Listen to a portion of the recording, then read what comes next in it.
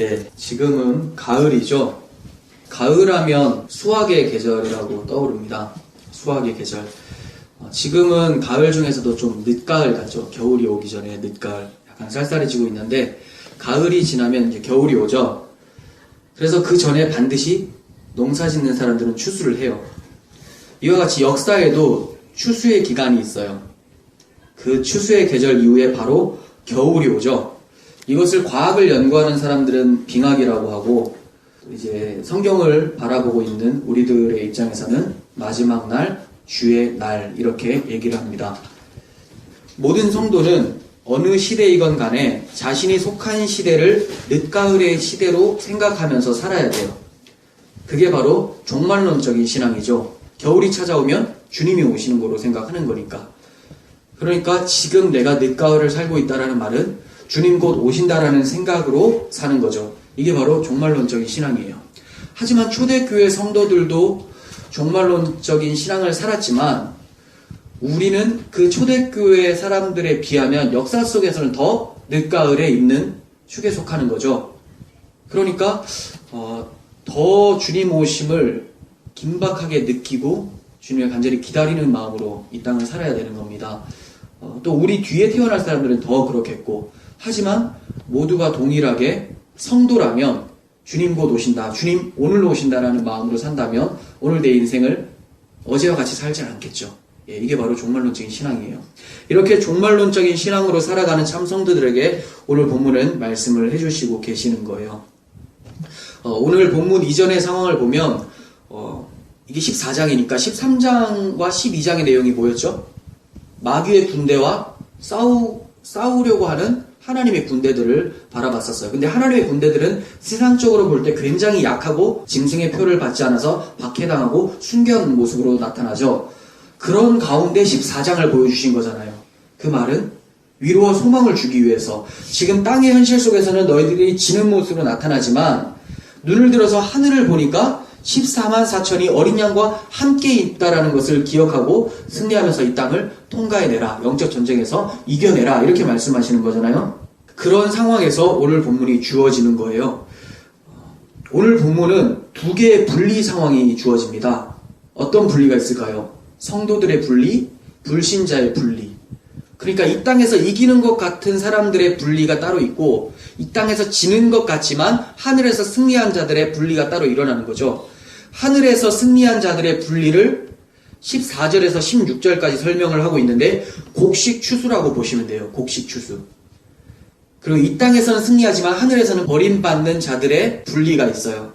그게 17절에서 20절까지의 내용인데 포도 수확으로 보시면 됩니다. 포도 수확. 그러니까 곡식 추수와 포도 수확 두 개로 나눠지게 돼요. 곡식 추수는 성도들의 구원, 포도 수확은 불신자의 심판으로 보시면 됩니다. 먼저 곡식 추수에 대해서 말씀을 드리겠습니다. 14절 보시면 또 내가 보니 흰 구름이 있고 구름 위에 인자와 같은 이가 앉으셨는데 그 머리에는 금면류관이 있고 그 손에는 예리한 낫을 가졌더라. 누구 같아요? 예수님 같죠? 흰 구름 위에 앉아있다. 흰 구름은 영광스러운 하나님의 보좌를 상징을 합니다. 인자와 같으니, 사람의 아들과 같으니, 이 말이죠. 예수님입니다. 하나님의 아들이 사람의 몸으로 오셨었던 그 예수님이 지금 영광스러운 보좌에 앉아 계시다라는 것을 얘기를 해요. 그리고 앉으셔서 무언가를 하시려고 하는 거예요. 무언가를 하십니까? 예리한 낫을 들고 추수를 하려고 하시는 거예요. 근데 이분의 머리 위를 보니까 금면류관이 있어요. 금면류관. 그 말은 주님이 지금 앉아 계시지만 실패자로 앉아 계신 것이 아니라 왕으로서 통치하시는 분으로 앉아 계신다는 거예요. 이거는 종말의 상황을 얘기하는 것보다는 지금 주님이 하나님 보좌 우편에 앉아 계시다라는 것을 말씀을 하고 있는 거죠. 근데 어떻게 앉아 계신다고요? 왕으로서 통치하면서. 그러니까 우리가 이 땅에서 볼 때는 전혀 하나님이 통치하는 것 같지 않아 보일지라도 하나님은 왕권을 쥐고 통치를 하고 계신다고 말씀하고 있는 거예요. 그러니까 세상의 풍조에 휘둘려서 휩쓸려가지 않는 사람들을 성경에서 뭐라고 합니까? 주님과 함께 보좌에 앉은 왕같은 제사장이다 이렇게 얘기하죠. 그래서 14만 4천이 어린 양의 보좌 앞에 다 서 있는 거예요. 너희들이 바로 왕이다. 하늘에서는 왕의 신분을 가졌는데 이 땅에서는 그걸 인정을 안 하니까 그렇게 안 보이는 거지. 너희들의 정체성은 왕 같은 제사장이다. 이렇게 말씀하고 계세요. 그러니까 우리가 두려워할 필요가 없는 게 세상이 마치 마귀의 뜻대로 돌아가는 것 같아도 하나님이 왕권을 쥐고 통치하고 계신다는 것을 기억할 때 우리는 소망을 갖고 당당하게 살아갈 수가 있겠죠. 그러면 이 주님의 손에 들려진 예리한 낫에 대해서 말씀을 좀 드리겠습니다. 예리한 낫은 추수할 도구로서 종말의 성도들을 구속하실 것을 미리 보여주고 있는 거예요. 예리한 낫을 들어서 추수한다라는 내용은 성경에 자주 등장을 합니다. 이 추수한 내용이 그 대상이 누구냐면 곡식을 말하는 것이 아니라 곡식을 가리켜서 영혼을 말을 하고 있는 거죠. 그 영혼은 하나님의 백성들을 얘기를 해요. 마태복음 9장 37절부터 보겠습니다. 이에 제자들에게 이르되 추수할 것은 많되 일꾼이 적으니 그러므로 추수하는 주인에게 청하여 추수할 일꾼들을 보내주소서 하라 하시니라. 네, 이렇게 전도를 통해서 많은 영혼이 돌아올 것을 곡식이 추수할 때가 이르렀다. 이렇게 말씀하고 계시는 거죠. 요한복음 4장에서도 비슷한 말씀을 하십니다. 이 상황이 뭐냐면 예수님께서 사마리아 여인을 만났어요. 그리고 그를 전도했더니 이 여인이 동네에 가서 내가 주를 만났다 하면서 많은 사람들이 주님께 몰려오고 있는 모습이었어요. 그때 제자들이 먹을 것을 구하러 갔었거든요. 근데 주님께 딱 오니까 주님께 양식을 드리려고 하니까 나는 먹을 양식이 있다. 이렇게 얘기를 하시는 거예요.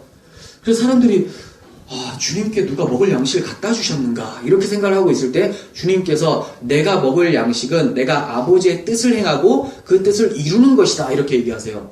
그럼 그 뜻이 뭐고 그 양식이 뭘까요? 지금 눈앞에 있는 몰려든 하나님의 백성들이죠. 그 사람들이 전도되어서 돌아오는 것이 자기가 먹을 양식이래요. 그러면서 하시는 말씀이 요한복음 4장 35절에서 36절인데 세 번역으로 한번 보겠습니다. 너희는 넉 달이 지나야 추수 때가 된다고 하지 않느냐? 이 말은 너희들이 보고 있는 것은 4개월 후에 추수해야 될 진짜 곡식을 얘기하지만 내가 보고 있는 곡식은 다르다. 이 얘기예요. 그러나 나는 너희에게 말한다. 눈을 들어서 밭을 보아라. 이미 곡식이 익어서 거둘 때가 되었다. 추수하는 사람은 품삯을 받으며 영생에 이르는 열매를 거두어들인다. 그리하면 씨를 뿌리는 사람과 추수하는 사람이 함께 기뻐할 것이다.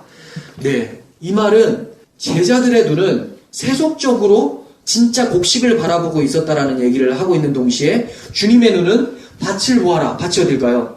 세상이겠죠. 세상을 봐라.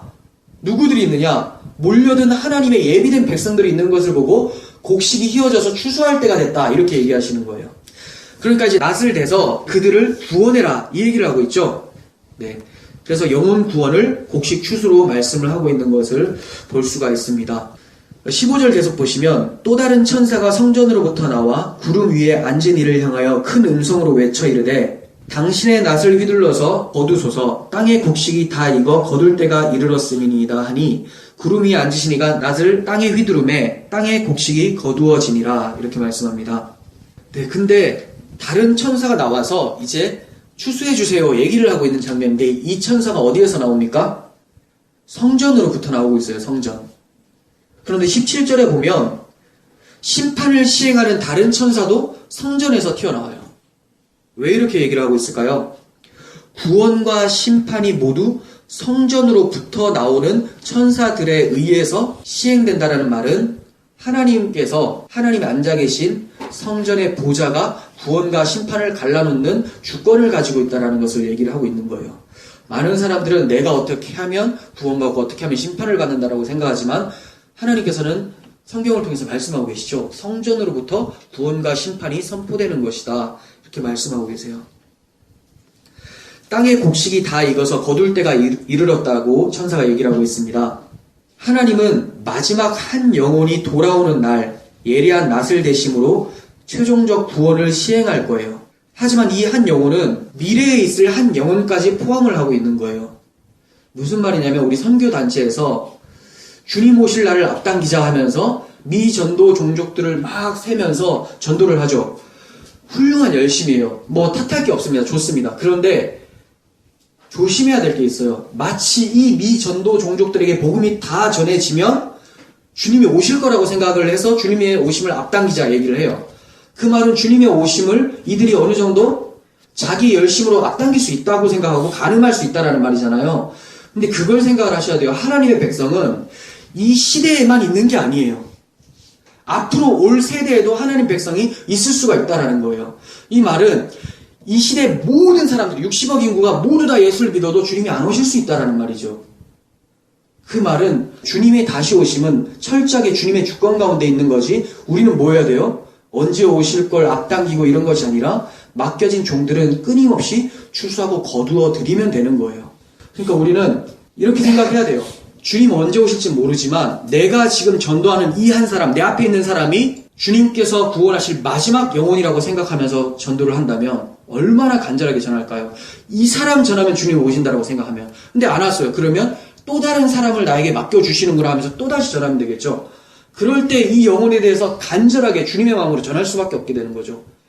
그리고 그 사람에게 전할 수 있겠죠. 나는 너를 전도할 때 네가 주님께서 택하신 마지막 영혼이라고 생각하면서 전한다. 그럼 이 사람은 어떻게 생각할까요? 내가 믿으면 주님이 오실 수도 있겠구나라고 생각을 하겠죠. 이렇게 주님 오심을 기대하는 마음으로 전도하고 또 주님을 영접하는 것이 가장 아름다운 모습이겠죠. 주님이 언제 오실지는 알 수 없습니다. 하지만 주님께서는 분명히 2000년 전에도 말씀하셨어요. 이미 추수할 때가 이르렀다. 거둘 때가 임박했다라고 말씀하고 계세요. 2000년이 지났습니다. 하나님께서 아브라함에게 약속하신 후에 2000년 정도 후에 주님께서 오셨어요. 주님께서 다시 약속하시고 2000년이 흘렀습니다. 정확하게 언젠지는 알 수 없지만 주님은 곧 오실 거라고 믿으십니다. 우리는 그때 우리의 사명들을 잘 감당하고 있어야 되는 거예요. 계속해서 포도수확에 대해서 보겠습니다. 17절에서 18절입니다. 또 다른 천사가 하늘에 있는 성전에서 나오는데 역시 예리한 낫을 가졌더라. 또 불을 다스리는 다른 천사가 제단으로부터 나와 예리한 낫을 가진 자를 향하여 큰 음성으로 불러 이르되 내 예리한 낫을 휘둘러 땅의 포도송이를 거두라. 그 포도가 익었느니라 하더라. 네, 이제 심판에 대한 본문이에요. 이 본문은 지난주에 이어서 다시 심판 이야기로 돌아와요. 지난주에 불과 유황으로 지옥의 형벌을 받게 된다는 심판을 얘기를 했었는데 잠시 하나님의 성도들이 구원받는 것을 얘기하는 듯 싶더니 다시 심판으로 돌아오고 있죠. 왜 굳이 이 내용을 다시 쓰고 있을까요? 무섭게 하기 위해서? 아닙니다. 교회를 모으는 일에 동반되는 필연적인 결과가 바로 배교자들의 출교예요. 불신자들의 출교라는 거예요. 이것과 유사한 내용이 창세기 21장에 나오는데 이삭이 약속의 자녀로 인정받는 것은 여종 하갈과 그녀의 아들 이스마엘이 아브라함의 가족에서 출교당하는 것으로부터 시작이 되는 거죠. 이해가 되세요? 이삭은 약속의 자손이었죠. 근데 그 약속의 자손이 정말로 하나님께서 약속하신 아들이라는 것이 인정이 될 때 동시에 일어난 현상이 뭐냐? 아브라함의 인간적 열심으로 맺은 열매, 이스마엘과 하갈이 출교되는 역사가 일어난다는 거예요. 이 말은 하나님께서 택하신 백성들이 주님 앞으로 돌아오는 동시에 하나님을 거역하는 불신자들은 하나님께 떠나가는 출교의 역사가 동시에 이뤄진다는 것을 보여주고 있는 것이죠. 그래서 본문의 포도는 불신자 또는 배교자를 말하는 것이고 이들은 포도송이와 같이 먼저 거두어집니다. 그리고 나서 2차적으로 포도주 틀에 던져지게 돼요. 이게 바로 심판이죠. 이 점에 대해서 구약의 요엘서와 이사야서를 인용을 한 것을 볼 수가 있습니다. 요엘서 3장 13절부터 좀 보겠습니다. 이방의 심판에 대해서 얘기를 하는 건데 너희는 낫을 쓰라 곡식이 익었도다 와서 밟을지어다 포도주 틀이 가득히 차고 포도주 독이 넘치니 그들의 악이 크미로다 사람이 많으며 심판의 골짜기에 사람이 많으며 심판의 골짜기에 여호와의 날이 가까우미로다. 네, 이방 민족들을 심판하실 때 주님께서 포도주 틀에 넣어서 돌리겠다라고 얘기를 하시죠. 이 이방 민족들은 결국 영적 불신자들을 얘기를 하기 위해서 구약 시대에 등장을 하고 있는 거예요. 이방 민족들이 했던 게 뭡니까? 하나님의 백성인 이스라엘을 박해했었잖아요. 우리가 계시록 12장 13장에서도 적그리스도가 하나님의 백성들을 막 박해하는 모습이 나타나잖아요. 그런데 결국은 어떻게 된다고 위로를 하고 계십니까? 곡식들은 다 추수가 되고 이 포도송이들, 이방 민족들, 적그리스도들은 다 하나님의 심판에 던져지게 된다는 것을 통해서 위로하고 계시는 거 아닙니까? 그런데 그때 사람들이 많대요. 사람이 많대요. 너무 많대요. 그러니까 지금 예수 믿는다고 얘기를 하더라도 그들이 다 예수 믿는 자가 아닐 수가 있다는 거죠. 엘리야가 얼마나 낙심을 했었습니까? 하나님, 이제 하나님을 믿는 사람은 나만 남았습니다. 이렇게 얘기할 정도였다니까요. 그러니까 우리도 이 시대에 하나님을 바라보면서 걸어갈 때 이런 통곡이 나올 수 있겠죠. 하나님, 마치 나만 남은 것 같아요. 내 주변에 그리스도인들이 보이지를 않아요. 교회를 다닌다고는 하지만 교인 같지가 않습니다. 우리 눈으로는 그렇게 보일 수 있어요. 정말 작아요. 주님께서는 말씀하셨죠. 인자가 올 때 세상에서 믿음을 보겠느냐. 주님이 찾아봐도 없을 정도라는 거죠. 그렇지만 우리가 또 소망을 가질 수 있는 그 예정 주권이 뭡니까?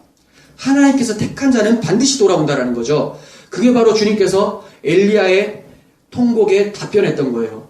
걱정하지 마라. 내가 바알과 아세라에게 무릎 꿇지 않는 7천을 남겨두겠다. 지금 우리 주변에는 보이지 않는 것 같아도 하나님께서 곳곳에 하나님의 백성들을 남겨두셨다라는 것. 그거에 바로 우리들이었으면 좋겠습니다. 계속해서 본문에서 인용한 구약성경을 좀 말씀드리겠습니다. 이사야 63장 1절에서 4절입니다. 1절을 제가 안 실었는데 읽어드릴게요. 에돔에서 오는 이 누구며 붉은 옷을 입고 보스라에서 오는 이 누구냐. 자, 에돔은 야곱의 형 에서의 별명이에요. 에돔 종족이죠. 그리고 보스라는 에돔의 어떤 성읍, 도시를 얘기를 해요. 그러니까 주님이 에돔에서 오시고 계시는 것을 말씀하고 있어요. 그의 화려한 의복 큰 능력으로 걷는 이가 누구냐? 그는 나다. 공의를 말하는 이요 구원하는 능력을 가진 자다. 이렇게 얘기하세요. 공의와 구원을 같이 얘기하시죠. 이 말은 주님이 심판과 구원의 주로 오신다라고 말씀하고 계시는 거예요. 2절 어찌하여 내 의복이 붉으며 내 옷이 포도주 틀을 밟은 자 같으냐. 네, 사람들이 물어봐요. 왜 주님의 옷이 붉고 포도주 틀을 밟은 것 같이 빨갛습니까? 이렇게 얘기를 하고 있는 거예요. 3절 만민 가운데 나와 함께한 자가 없이 내가 홀로 포도주 틀을 밟았는데 내가 노함으로 말미암아 무리를 밟았고 분함으로 말미암아 짓밟았으므로 그들의 선혈이 내 옷에 튀어 내 의복을 다 더럽혔다. 이렇게 얘기를 해요. 이게 계시록 19장에 보면 주님께서 백마를 타시고 그 피 뿌린 옷을 입은 상태로 적그리스도를 멸망시키러 오시는 모습이 등장합니다. 이 같은 모습을 구약성에서 말씀하고 계시죠. 그리고 이사야 18장 5절에서 6절도 보겠습니다. 추수하기 전에 꽃이 떨어지고 포도가 맺혀 익어갈 때, 추수 직전에 포도도 익어간다고 하죠. 곡식과 함께 죄악도 익어간다고 말씀하고 있는 거예요. 내가 낫으로 그 연한 가지를 베며 퍼진 가지를 찍어버려서 산의 독수리들과 땅의 짐승들에게 던져주리니 산의 독수리들이 그것으로 여름을 지내며 땅의 짐승들이 다 그것으로 겨울을 지내리라. 이렇게 말씀하세요. 이 본문은 구스 왕이 이디오피아죠. 구스 왕이 아수르의 공격을 받는 남유다의 히스기야 왕에게 사신을 보내요. 그래서 내가 너희를 도와주려고 한다라고 했더니 히스기야 왕이 아니다, 그럴 필요가 없다 하면서 사신에게 했던 얘기예요. 추수하기 전에 꽃이 떨어지고 포도가 맺혀 익어갈 때 내가 낫으로 그 연한 가지를 베며 퍼진 가지를 찍어버려서 독수리와 들짐승에게 던져줄 것이다. 우리 하나님이 아수르라고 하는 하나님의 백성을 박해하는 자들을 다 진멸시킬 것이다 라는 얘기를 하고 있죠. 믿음의 고백인 거죠. 이런 배경을 가지고 있습니다. 이와 같이 오늘 본문도 사탄의 세력이 그렇게 강력해 보일지라도 하나님께서 다 심판하실 것을 말씀하고 있는 거예요. 19절 계속 보겠습니다. 천사가 낫을 땅에 휘둘러 땅에 포도를 거두어 하나님의 진노의 큰 포도주 틀에 던짐에 성 밖에서 그 틀이 밟히니 틀에서 피가 나서 말 굴레까지 닿았고 1600 스타디온에 터졌더라. 자, 굉장히 무서운 장면이 펼쳐지는데 낫을 대니까 포도주 틀에 포도송이들이 막 던져져요. 그리고 밟았더니 그 포도가 쫙 짜지는 모습이 마치 피가 튀는 모습과 같다라고 하면서 묘사를 하고 있는 거예요. 그런데 이 피가 어디까지 튄다고 합니까? 말 굴레까지. 말 굴레 뭔지 아시죠? 기수가 말의 진행 방향을 조종하기 위해서 가죽끈으로 이렇게 곱비나 장식, 방울들을 다는 거잖아요. 이 곱비, 말 굴레. 계시록에서는 적그리스도가 주로 말 탄 자로 자주 등장하잖아요. 이와 같이 하나님의 진노로 인해서 흘려진 피가 말 머리 부분까지 차오를 정도로 많다는 것을 얘기를 하는 거죠. 아무리 적그리스도 세력들이 말을 타고 하나님의 백성을 공격을 하더라도, 이게 실제적 말이 아니라 묘사예요. 그들이 강력한 힘으로 하나님의 백성을 공격하더라도 그들의 머리까지 그들의 피가 튈 것이다. 이렇게 말씀하고 있는 거예요. 이게 이제 나중에 살펴볼 계시록 19장에서도 표현이 되고 있는 거고요. 그리고 말 굴레까지 차는데 그럼 영역이 어딘가? 우리 집 안방인가? 그럼 별로 안 많겠죠. 근데 1600 스타디온이라고 얘기를 해요. 1600 스타디온이라는 것은 실제로 팔레스타인 땅 길이 전체가 1600 스타디온 정도였어요. 약 300km 정도. 하지만 계시록의 숫자 해석이 게마트리아 해석을 대부분 지지를 하고 있죠. 실제 숫자보다는. 그러니까 이걸 어떻게 해석을 하면 좋냐면 1600은 피의 양이에요. 근데 이 1600이 어떻게 형성이 되느냐? 4 곱하기 4 곱하기 10 곱하기 10이에요. 그러니까 4는 지난 시간에 말씀드렸듯이 동서남북 사방이라고 하는 피조의 숫자예요. 세상 곱하기 세상 곱하기 10은 많은, 충만한 숫자죠. 근데 10 곱하기 10 제곱이죠. 예, 100. 그래서 세상 가운데 온 땅이 충만히 피로 덮이게 될 것이다. 이 얘기를 하고 있는 거예요. 이 말씀은 물이 바다 덮음같이 여호와의 영광을 인정하는 것이 세상에 가득할 것이라고 하는 하박국의 말씀과 대조되는 것 같이 보일지라도 같은 말씀입니다. 왜냐하면 하나님의 영광이 충만해지는 것 이면에 양면성이 있는 거죠. 바로 하나님의 심판도 세상에 충만하게 된다는 거예요. 영광이 세상에 충만하게 된다는 말은 하나님의 공의와 사랑이 나타난다는 건데, 그게 십자가에서 나타났잖아요. 이 십자가를 믿는 자들에게는 온 세상의 영광이 돼요. 그런데 그 십자가를 거절하는 자들에게는 하나님의 공의의 심판이 떨어짐으로써 하나님의 영광이 드러나게 되는 거죠. 그러니까 하박국이 얘기한 것처럼 영광이 온 땅에 충만한다는 것은 단지 기쁜 소식이 아니라, 우리들에게는 기쁜 소식이 될 수 있지만 믿지 않는 자들에게는 심판이 충만할 것이라는 말씀이 동시에 진행이 되고 있는 것입니다. 그런데 왜 구원과 심판의 도구가 동일하게 예리한 낫일까요? 하나님께서 영광을 드러낼 도구, 추수할 도구가 왜 낫일까요? 예리하다라는 것은 반드시 잘라낼 수 있다는 말이 되죠. 그래서 형용사 묻는 거예요. 그냥 낫이 아니라 예리한 낫. 하나도 빠짐없이 다 추수하고 다 수확하겠다라는 거예요. 하나님의 백성들은 하나님이 한 사람도 빠짐없이 다 추수해서 하나님 품 안에 들여놓고, 고깔이죠. 하나님의 나라. 포도송이와 같은 하나님을 대적한 자들은 한 사람도 빠짐없이 다 추수해서 하나님의 진노의 포도주 틀에 던져 넣겠다라고 말씀하고 계시는 거예요. 이미 이 예리한 낫은 인생 역사 속에서 계속해서 되어져 왔어요. 우리는 마치 종말론적으로 마지막 날에 주님이 낫을 댈 것 같은데, 그 낫은 최종적으로 낫을 대서 분리를 시키는 거지, 지금 우리 삶 속에서도 계속 하나님의 예리한 낫은 우리를 치고 계신다라는 거예요. 그 낫이 뭘까요? 하나님 말씀이죠. 이 말씀으로 인해서 이 세상에서도 살아가면서 성도와 불신자가 구별이 일어나요. 분리가 일어난다는 거예요. 히브리서 4장 12절에서 13절 보겠습니다. 하나님의 말씀은 살아있고 활력이 있어 좌우의 날선 어떤 검보다 예리하여, 비슷하죠. 혼과 영과 및 관절과 골수를 찔러 쪼개기까지 하며 또 마음의 생각과 뜻을 판단하나니 지으신 것이 하나도 그 앞에 나타나지 않음이 없고 우리의 결산을 받으실 이의 눈앞에 만물이 벌거벗은 것 같이 드러나느니라 말씀합니다. 주님 앞에 완전히 결산할 때처럼 다 드러나게 된다는 것을 무엇을 통해서 진행하십니까? 예리한 낫, 하나님의 예리한 말씀을 통해서 분리를 시킨다고 말씀하세요.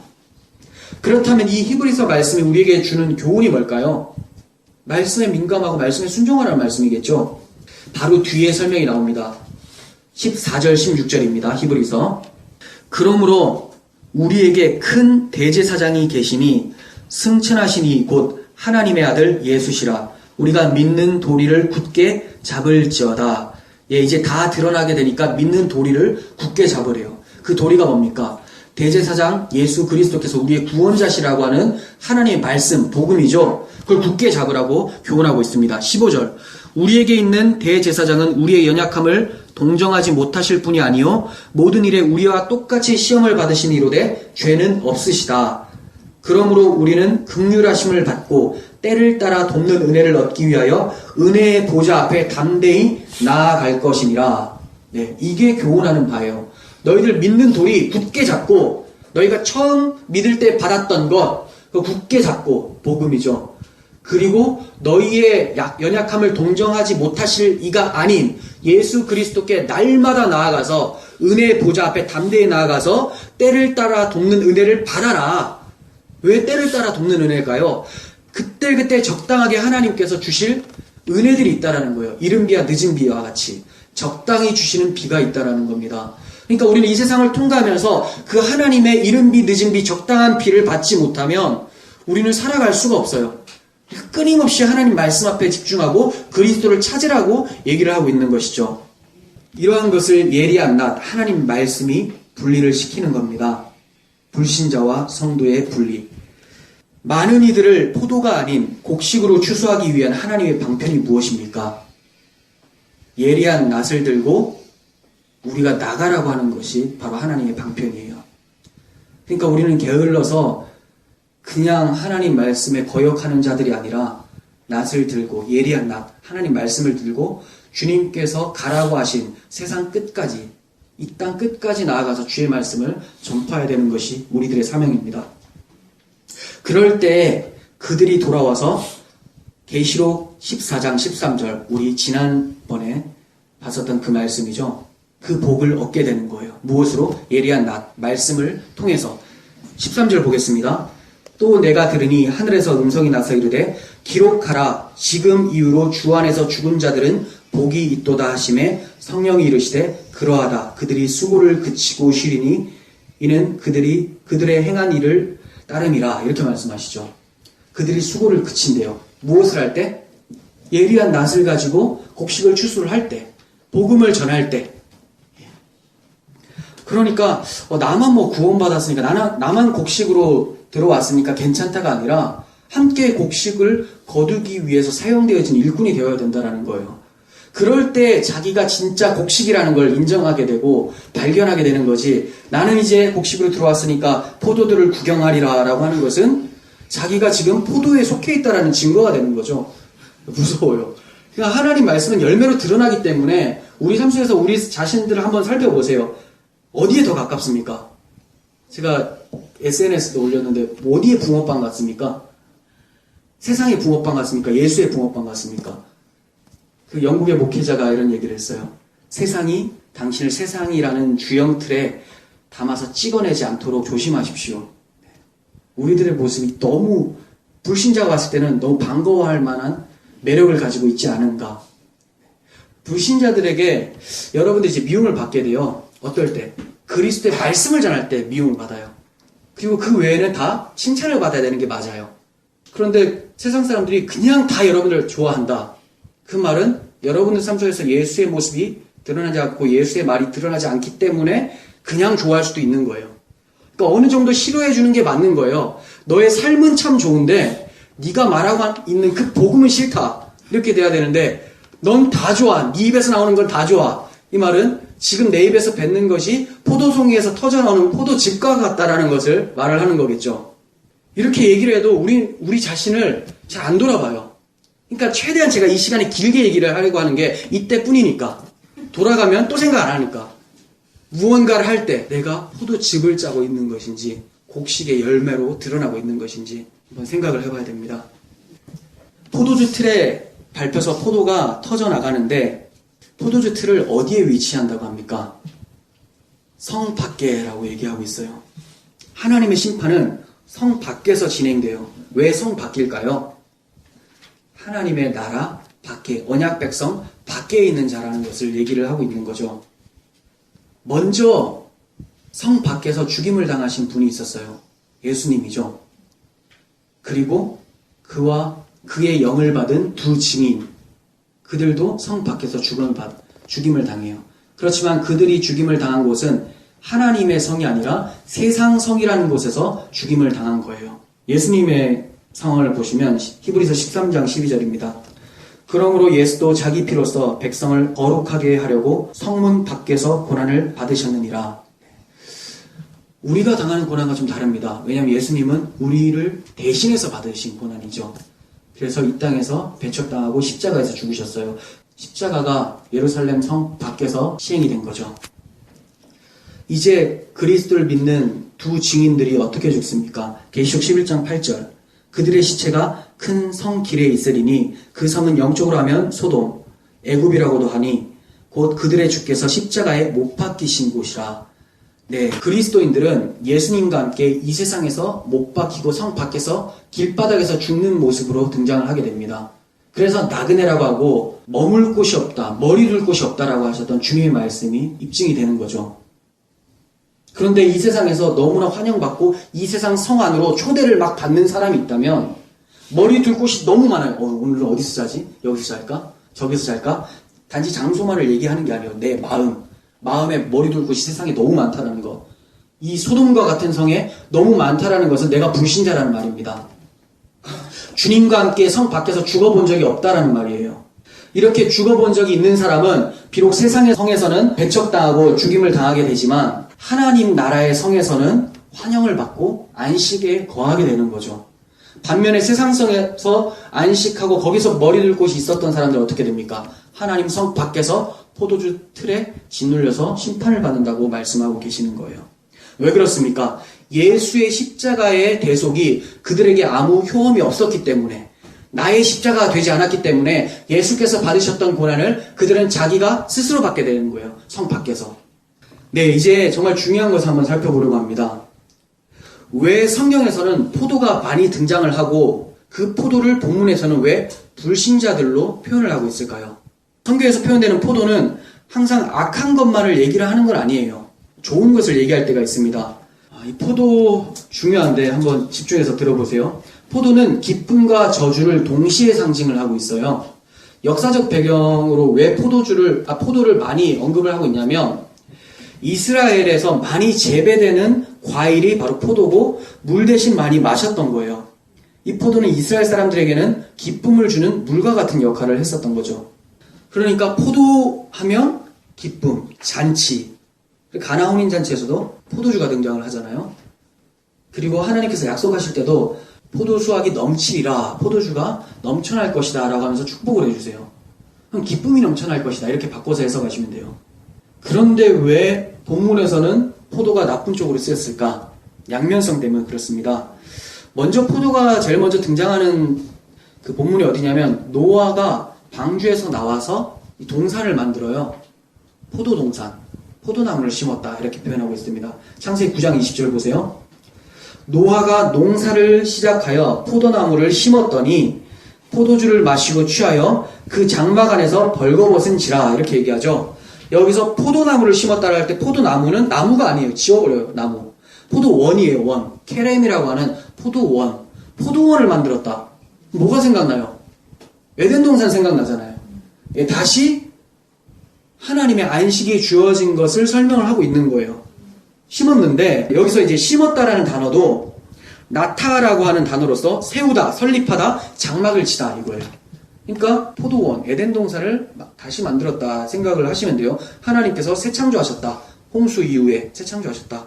그런데 21절에서 포도주를 마시고 취하여라고 하는데 샤카르라는 단어를 썼는데 이건 취하다, 즐거워하다, 흡족하다라는 단어예요. 그러니까 포도를 마시고 매우 기쁨 가운데 있었어요. 흡족했었어요. 그런데 그 장막 안에서 벌거벗은지라라고 하죠. 그러면 이게 에덴 동산 모티브라면 에덴 동산에서 무엇과 같을까요? 이 포도가 선악과와 같은 거예요. 선악과는 하나님이 주시면 선악을 알게 되면 그때 기쁨이 돼요. 무엇이 선인지 악인지. 근데 내가 취해버리면 그게 독이 되는 거죠. 자기 스스로 선과 악을 분별을 해버리게 되는 거죠. 이와 같습니다. 포도란 자체가 그래요. 내가 스스로 이 기쁨을 취해버리면 이게 독이 돼서 저주를 받게 돼요. 근데 하나님이 주셔서 포도를 취하게 되면 이게 기쁨과 안식을 상징하게 되는 거죠. 피와 마찬가지예요. 피째 먹지 말라라고 구약성경에서 얘기하잖아요. 왜 그러냐? 피는 하나님께 바쳐지는 것이다. 신성한 것이다. 피는 생명이 있기 때문에 그래요. 이 피를 하나님이 주시면 그게 예수의 피죠. 이게 기쁨이 되는데 우리가 스스로 그 피를 취하게 되면 죽음이 돼요. 피를 먹으면 죽음을 당하게 되죠. 심판을 당하게 됩니다. 이와 마찬가지예요. 포도도 이런 이중적 의미가 있어요.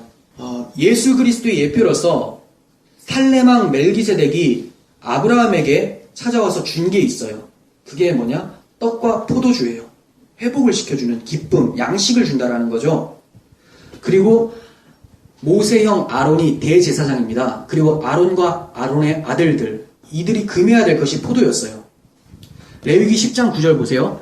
너와 내 자손들이 회막에 들어갈 때에는 포도주나 독주를 마시지 말라. 포도주나 독주 같이 보고 있는 거예요. 독한 것, 먹으면 죽는 것. 그리하여 너희 죽음을 면하라. 포도와 죽음을 또 연결시키죠. 아까는 포도와 기쁨을 연결을 시켰는데 지금은 죽음을 연결시키고 있어요. 이는 너희 대대로 지킬 영영한 규례리라. 자, 피와 유사 개념이죠. 먹으면 죽고 주님 주셔서 먹으면 살고 이런 뜻이에요. 왜 아론과 대제사장들, 아들들이 이걸 못 먹습니까? 대제사장이신 예수 그리스도만이 피를 취하실 수 있는 생명의 근원이지 이들은 모형일 뿐이기 때문에 대제사장 역할은 수행하지만 포도주는 먹어서는 안 되는 거예요. 예수님께서 포도의 기쁨을 줘야지 그게 기쁨이 되는 거지 이들은 모형이었기 때문에 그것까지는 해서는 안 된다라고 얘기를 하고 있는 거죠. 여기 이해가 되세요? 어렵지만. 그리고 하나님께 거룩히 드려진 자들이 있어요. 그를 나실인이라고 해요. 삼손과 같은 사람이죠. 머리 안 자르는 사람들. 머리 길다고 무조건 나실인 아닙니다. 자기 몸을 거룩히 구별해서 하나님 앞에 드리는 사람들. 나실인. 이들도 포도를 금해라고 해요. 그러니까 하나님 앞에 거룩하게 드려지는 자들은 포도 취하면 안 된다 이렇게 얘기해요. 왜요? 하나님이 포도의 기쁨을 줄 거니까 너희들이 스스로 취해서 들어오면 거룩한 자가 아니다 이렇게 얘기하는 거죠. 이게 이제 민수기 6장 1절에서 4절에 나타납니다. 나중에 찾아보시고요. 그리고 하나님의 은혜를 자기 행위라고 하는 우상으로 바꾸어버린 악한 이스라엘 백성을 상징할 때 포도라고 얘기를 하세요. 예레미야 2장 21절 내가 너를 순전한 참 종자 곧 귀한 포도나무로 심었거늘. 자, 하나님은 은혜를 베풀었어요. 기쁨으로. 근데 내게 대하여 이방 포도나무의 악한 가지가 되면 어찌 됨이냐 이렇게 얘기하죠. 그들이 이제 하나님 말고 스스로를 드러내기 시작한 거죠. 우상숭배. 그랬더니 이들의 결과가 생긴 건 포도인데 악한 포도라고 얘기를 해요. 이 포도의 기쁨은 우리 스스로 취하는 것이 아니라 하나님께서 주신 은혜라고 성경은 얘기하고 있습니다. 신명기 6장 11절 하반부 내가 심지 아니한 포도원과 감람나무를 차지하게 하사 내게 배불리게 먹게 하실 때에 이게 가나안 땅에 들어가서 포도의 소출이 날 때 이 얘기예요. 가나안 땅에 들어가는 것은 너희들의 능력도 아니고 거기서 안식할 수 있는 것은 하나님의 오직 은혜로만 말미암는다라는 말을 포도의 소출을 먹게 될 것이다 얘기하는 거예요. 근데 너희 힘으로 얻는 거 아니다. 근데 이들이 우상 숭배하면서 자기를 드러낼 때 이게 자기들이 심은 포도가 된 거고 하나님 보실 때는 악한 포도의 열매가 된 거죠. 이해가 되시죠? 그리고 포도는 죄와 관련돼서 또 등장을 합니다. 신포도라고 하죠. 아버지가 신포도를 먹었다고 해서 아들의 이가 시겠느냐라고 할 때 예레미야 31장 30절 신포도를 먹는 자마다 그의 이가 신 것 같이 누구나 자기의 죄악으로 말미암아 죽으리라. 예, 죽음과 신포도를 연결시키고 있어요. 근데 그 신포도를 주님께서 십자가에서 드시죠. 그 이유가 뭡니까? 너희들이 저주받아야 될 것을 내가 먹고 참 포도의 생명 양식 기쁨을 너희들에게 주겠다라고 하시는 거예요. 그래서 주님의 피가 우리의 피가 되는 것이고 주님께서 받으신 형벌이 나의 형벌이 지나간 것이 되는 것이고 주께서 주신 기쁨이 참 포도의 기쁨이 우리로 다가오게 되는 것이죠. 스스로의 힘으로 기쁨을 취하려는 자들은 하나님의 진노의 포도주 틀에 던져지게 되는 것이고 그리스도의 은혜로 기쁨을 취하는 자들은 구원이라는 하나님의 곡식 추수에 참여하게 되는 것입니다. 가나 혼인잔치에서 포도주가 떨어졌을 때 주님께서 물로 포도주를 만드신 것도 이와 같아요. 주님이 하지 않으면 이 잔치는 끝나는 거예요. 근데 주님께서 기쁨의 잔치로 만들기 위해서 물을 포도주로 만들어서 그 잔치가 계속되게 만드시죠. 이 잔치가 계시록 19장에 가면 어린 양의 혼인잔치의 내용이 나오면서 다시 나타납니다. 주님께서 피 뿌린 옷을 입고 등장하는 그 장면에서.